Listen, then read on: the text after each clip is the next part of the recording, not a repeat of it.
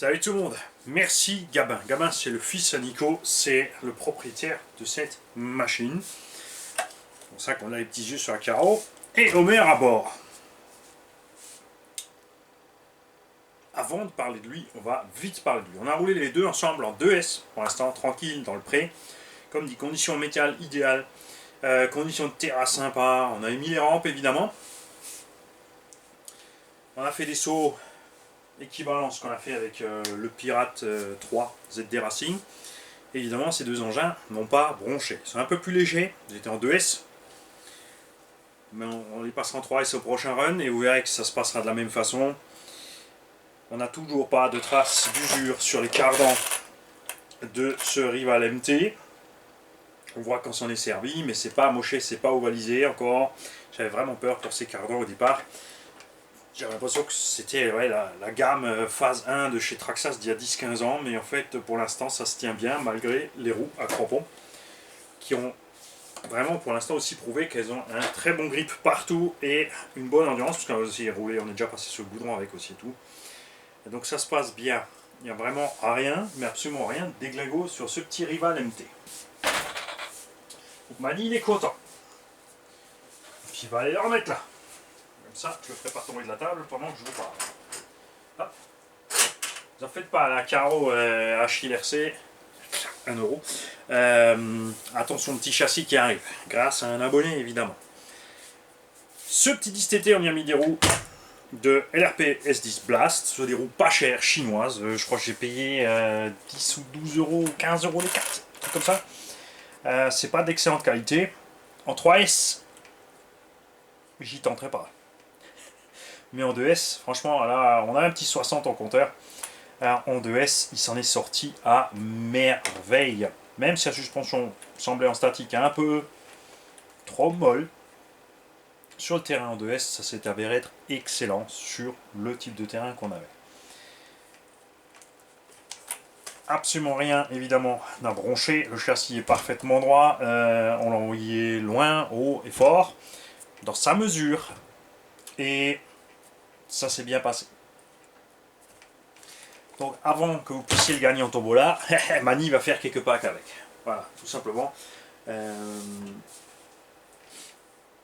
Mais vous allez voir aussi sur cette vidéo que justement, pour rouler tous ces petits indices, c'est bien sympa, mais si t'as pas une prairie tondue, c'est mort. Là, la prairie, ça n'a pas trop poussé, l'herbe est un peu disparate parce qu'on roule avec les gros dessus.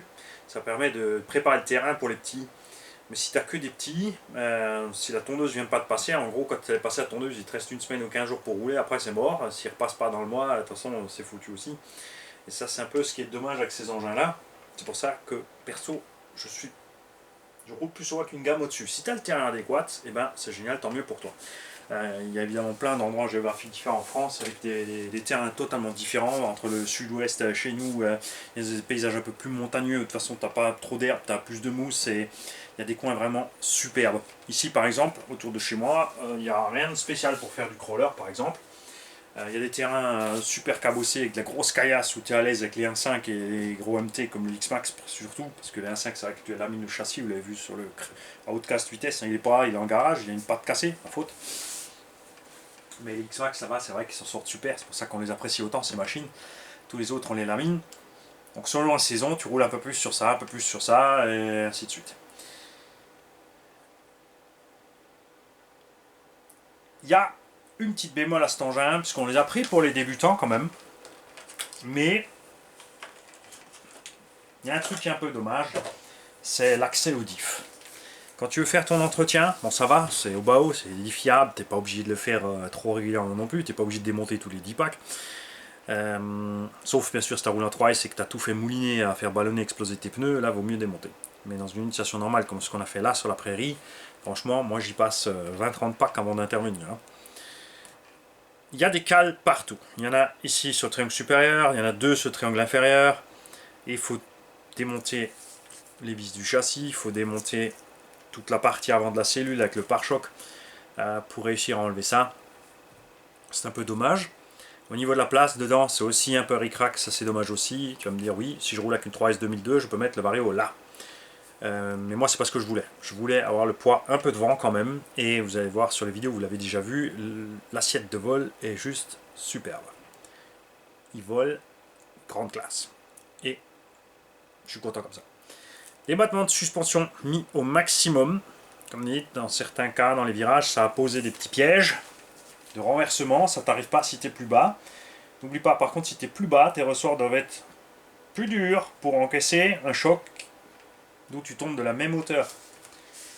Parce que quand tes suspensions sont comme ça, ton huile d'amorto et ton ressort ont le temps de freiner la machine jusqu'à qu'elle arrive en bas et tout se passe bien. Bon là on n'a pas la batterie, c'est pour ça qu'on a un petit rebond devant, mais que la batterie se passe bien. Si ton engin est bas, et ben, il tapera au sol beaucoup plus rapidement, c'est le problème, et ça vous allez voir dans la vidéo suivante sur le ZD qui est là-bas. Mais avant d'aller sur le ZD, je vais sortir, parce que je les ai laissés dans les caisses, sont prêts à repartir, les petits LC Racing. Pour l'instant, ils sont toujours encore full stock. Suspension, huile de diff, etc. Tout est origine.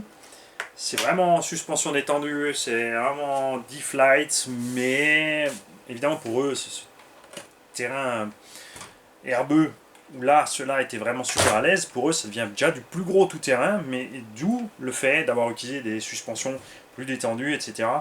Et on s'est vraiment poilé avec ces petites LC, on les a envoyées aussi sur les rampes, sur les petites et sur les grandes. Et on va regarder ensemble à quoi elles ressemblent dans l'ensemble. En bleu.